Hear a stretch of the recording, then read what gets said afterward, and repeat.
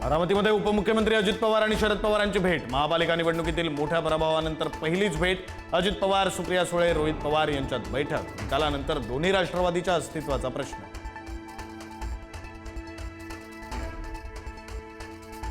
महापालिका निवडणुकीमध्ये दोन्ही राष्ट्रवादीला जोरदार धक्का। शरद पवारांच्या राष्ट्रवादीला 15 महापालिकेमध्ये भोपळा, तर अजित पवारांच्या राष्ट्रवादीला 5 महापालिकेत 0 जागा। ठाकरेंच्या हातातून मुंबई निसटली। आर्थिक राजधानीची सूत्र भाजपकडे। शिंदेंनाही मुंबईकरांनी नाकारलं। मुंबईत 89 जागा जिंकून भाजप सर्वात मोठा पक्ष, तर ठाकरेंची शिवसेना 65 जागांसह दुसऱ्या क्रमांकावर। मुख्यमंत्री देवेंद्र फडणवीसांच्या नेतृत्वामध्ये मुंबईत भाजपचा अभूतपूर्व ऐतिहासिक विजय। भाजप सर्वात मोठा पक्ष। मुंबईत महायुतीचाच महापौर बसणार, मुख्यमंत्री फडणवीसांना विश्वास। महाराष्ट्रात मुख्यमंत्री देवेंद्र फडणवीसांच्या नेतृत्वात भाजपचा अभूतपूर्व दणदणीत विजय। 29 पैकी 23 महापालिकांमध्ये भाजपची जोरदार मुसंडी। फडणवीसांची कॅप्टनला साजेशी खेळी, विरोधकांना चारली धूळ। महाराष्ट्राचा एकमेव धुरंधर आपले देवेंद्र। भाजपनं पोस्टरबाजीतून ठाकरेंच्या शिवसेनेला डिवचलं। मुंबई महापालिकेतील यशानंतर भाजपची मातोश्री परिसरात पोस्टरबाजी।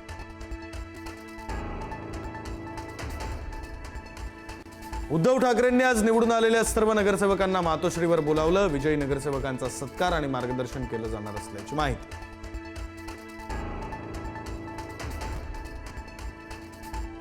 उपमुख्यमंत्री एकनाथ शिंदे यांचा स्ट्राईक रेट घटला। ठाणे महापालिका वगळता अन्य महापालिकांमध्ये शिंदेंच्या शिवसेनेची पिछेहाट। शिवसेनेचा बालेकिल्ला असलेली शहरं भाजपने जिंकली।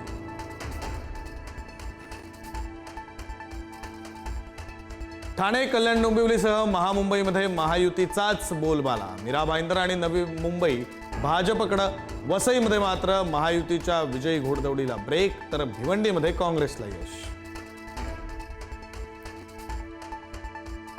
नवी मुंबईमध्ये मंत्री गणेश नाईकांनी बालेकिल्ला राखला। भाजपची एक हाती सत्ता। एकनाथ शिंदेंचा टांगा पलटी करण्यात यश।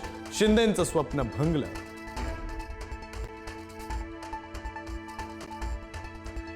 वसई विरारमध्ये हितेंद्र ठाकूरांचा करिश्मा। बहुजन विकास आघाडीला 115 पैकी 66 पेक्षा अधिक जागा। वसई विरार पालिकेत बहुजन विकास आघाडीचा बोलबाला। राज्यात अनेक महापालिकांमध्ये एमआयएमची मुसंडी। 29 पैकी 13 महापालिकांमध्ये एमआयएमचे 95 नगरसेवक विजयी। संभाजीनगरमध्ये सर्वाधिक 24, तर मुंबईत एमआयएमचे 8 नगरसेवक विजयी।